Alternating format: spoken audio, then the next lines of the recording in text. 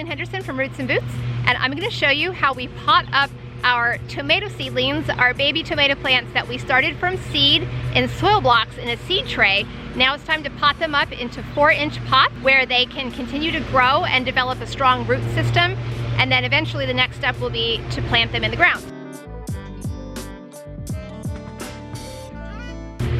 I like to start my tomato plants from seed for several reasons.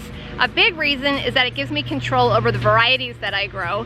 I have been growing tomatoes for almost 20 years, and I started out growing just a few plants, and now I grow over 150 plants in my garden because it takes a lot of tomatoes to make all the tomato things, and that's my goal, is to preserve as many tomato products as I can to last my family all year, and I need a lot of tomatoes for that. And so I've developed favorites. There are tomatoes that I love for canning purposes.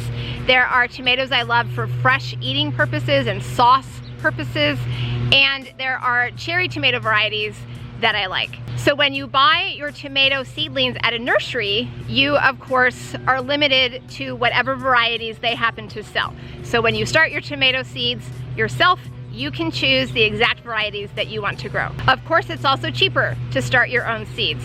When we're talking about buying over 150 plants from a nursery, that can get pricey, but one pack of tomato seeds, is just a few dollars. I also love having a hand in the entire process, from seed to plant to fruit to my dinner table. And then of course, when I start my own tomato plants from seed, I can be sure of how they were grown. I can be sure that they were grown, as I like to say, beyond organically.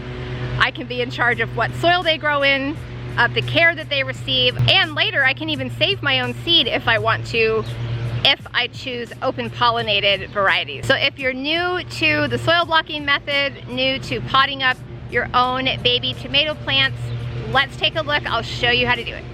We prepare our potting station with damp potting soil and 4-inch plastic pots, or in this case, recycled paper or plastic cups. We'll also need some sort of trays to hold all the little pots. With the soil blocking method, it's easy to remove each seedling one by one, soil block by soil block, and drop it into your pot, or in this case, your cup.